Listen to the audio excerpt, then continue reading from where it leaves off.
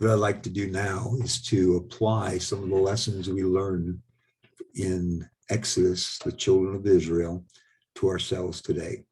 One, first of all, you don't compromise your knowledge, your integrity, or your principles for money. If the professor wants you to believe a certain way or write a certain way to get a grade, or to do something to other people to get a grade, what are you going to do?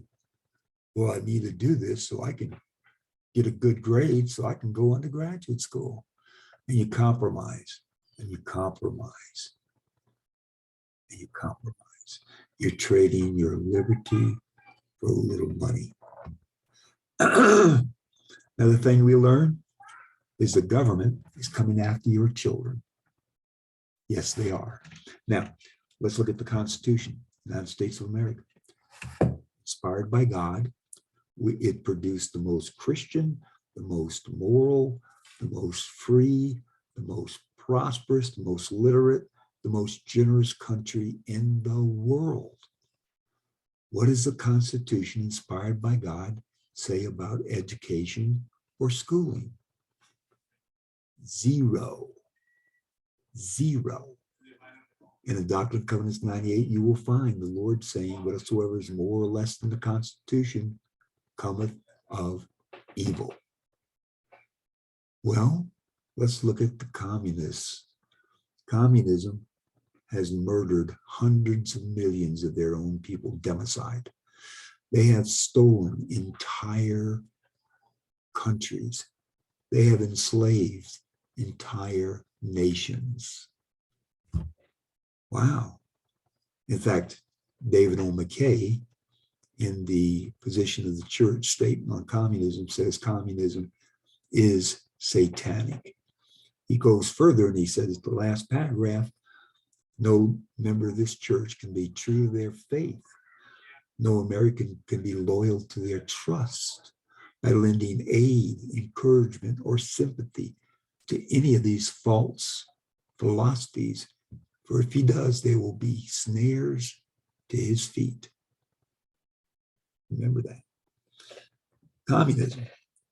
10th plank of the Communist Manifesto. Free education for all children in public schools. So the worst says you got to go to school, and the best says that's your choice. Wow. Why do the worst want you to go to school? Well, on page 87, abolition of the family. Even though the most radical flare up at this infamous proposal of the communists, what do they want to do? Destroy the family. I taught secondary English and history for 13 years. When curriculum permitted and I could sneak it in, this is also what I taught. I had one little kid, skinny kid, say, to better control the individual. You destroy the family, you can control the individual. You will learn in the Bible that the family is the bedrock for private property. Family is the bedrock for religion. And of course, Satan's got to come after that. Let's pursue it. Let's go to page 89. Excuse me, 88, the Communist Manifesto. But you will say we destroy the most solid of relations. We'll replace home education with social. How are they going to destroy the family? Take it away from the families, take home education away, and give us social education. They're going to put us in government schools, and they're going to destroy the family. Then I asked my kids, well, we started this about 80 years ago. Are our families now stronger? Or were they stronger back then? Back then, Mr. Cooper, I tell them, don't you ever say that government schools don't work. They do exactly what they're designed to do, destroy the family. Let's go a little further. Education is a weapon whose effects depend upon who holds it in his hands and at whom it is aimed. Joseph Stalin. Give me your 4-year-olds in a generation, I will build a socialist state. Vladimir Lenin.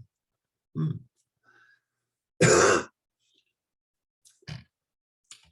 bad guys have created in the Center for the Study of Democratic Institutions, Santa Barbara, California, 1968, a new constitution for the United Republics of America.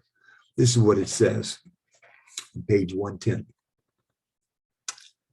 To assure, to assist in assuring equal access to facilities for education, for training and occupation, citizens may be fitted to pursue. The government will tell you whether you're fitted to pursue something or not. And to re-educate or retrain those whose occupations may become obsolete. Re-education camps, folks, they're coming. To establish institutions devoted for higher education, technical training, to provide equal opportunity for all eligible students. It's not whether you want to go or not, it's whether they will accept you or not. Also on page 112, to enact such measures that will assist family in making adjustments to future resources using estimates concerning population, which have been made by the planning board. You'll have to get permission to have children. Once you're married, you'll have to get permission to have children. They will control your family. They will control you. They are controlling us right now. I could pursue this a little further. I don't know if I want to. How are they going to destroy the family? What are they going to put into schools?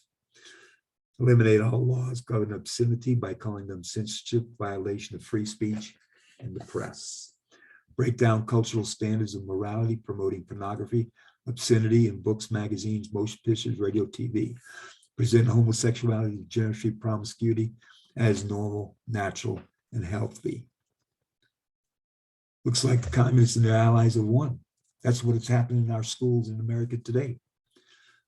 So keep the commandments, or the degree and frequency of your sin will become either a slave spiritually, mentally, emotionally. That's why so many Utahns are on antidepressants. You'll become a slave sexually, economically, politically, or any combination thereof. When the government is evil, you cannot change it without God's help and the shedding of much blood. Isaiah 52:11. Depart ye, go ye out from thence, touch no unclean thing, go ye out from the midst of her, be ye clean, that bear the vessels of the Lord. Withdrawing from society is difficult. You need God to help you. Ruby Ridge and Waco show you that. God bless you.